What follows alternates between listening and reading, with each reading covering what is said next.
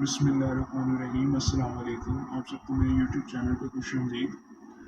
आज जो मैं आपके लिए अमल लेके आया हूँ ये है जी, अगर आपसे कोई गलती हो गई है और आपको डर है कि मेरा बॉस या मेरा मालिक मुझे डांटेगा या कुछ सज़ा देगा या नौकरी से निकाल देगा या दफ्तर से आपको निकाल दिया जाएगा, या कोई भी ऐसा कसूर आप कर चुके हैं कि आप जेल के अंदर बंद हैं, तो क्या करना है कि ये जो नक्श है इसको लिख कर आपने इमामा शरीफ के अंदर रखना है। अपने मतलब कि अपनी पगड़ी वगैरह जो भी आप सर पे बांधते हैं उसके अंदर आपने ये तवीज़ रखना है और उसके सामने जाना है जिसके मतलब आपसे कोई नुकसान हो गया है या जिसके आप कसूरवार हैं, उसके सामने आपने जाना है। इंशाल्लाह आपकी सज़ा माफ़ हो जाएगी।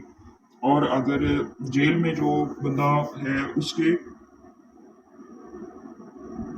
इमामा शरीफ में ये तवीज़ रख दिया जाए और वो जज के सामने जाए या अदालत में जाए, तो वो इस तवीज़ को अपनी पगड़ी के अंदर रख ले तो इंशाल्लाह उसकी सज़ा माफ़ हो जाएगी।